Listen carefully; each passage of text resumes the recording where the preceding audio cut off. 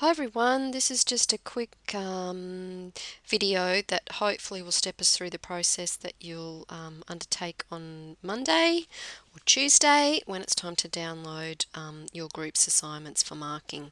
So you'll need to go firstly into the assignment 1 area where they've uploaded their assignments, and you'll see that you'll need to go over here to the assessment management block.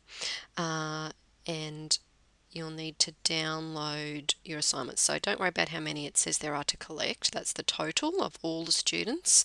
But if we click on that download, then you need to select your group that you're going to be marking. So if you drop that arrow down, you can see it tells you how many in each group are waiting there to be downloaded. So I'm going to use distance C as the example.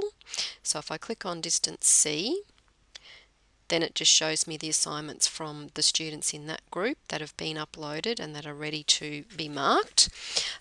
So they're available to be downloaded. Where you need those assignments to be is over here in the left-hand box to show that you've selected them to download. So all you do is click this Add All, and you can see they all move across except for mine, which was an empty file that I just used as an example. So then you're ready to download them. Make sure this box is ticked here. It should be that says include marking sheets, which means a criteria sheet for each assignment will download for each student. So we then click the download button and we are sure we want to download them. And then it asks you what you want to do with the file. You want to save it on your computer, so make sure Save File is selected. And click OK, and then it'll ask you where you want to save it. So I'm going to save it on my desktop, and it will download. It might take a little moment depending on how many students you're marking. So then we can close that and get out of there. And just move that out the way. Here it is here. So this is the zip file of those students' assessment. What you want to do with it is extract the files. So we right click and extract all, and then select a destination for those files. And it'll create a folder with all the files in it that's unzipped, no longer zipped.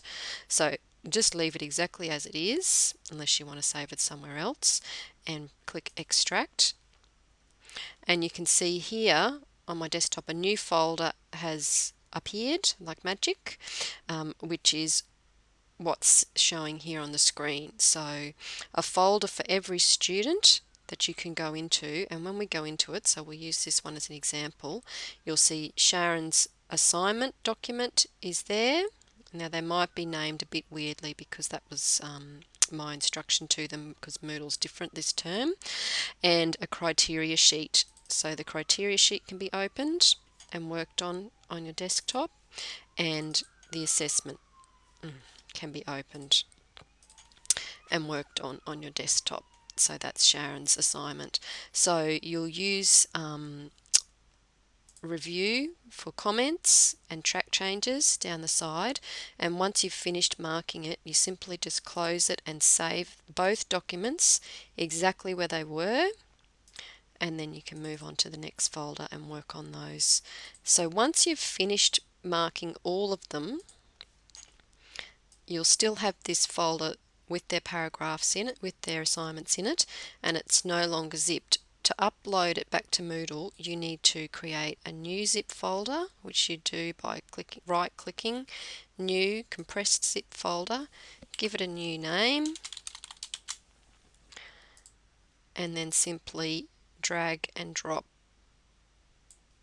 your marked assignments into there, and you can see it's sitting there. And then when you go back to Moodle, you'll go back to the academic paragraphs, you'll go to the assessment management, and you will upload and follow the process through there. So I hope that gives you some little clues on what to do with this new Moodle. I'm just exploring it myself at the moment as well, so we'll work through it together.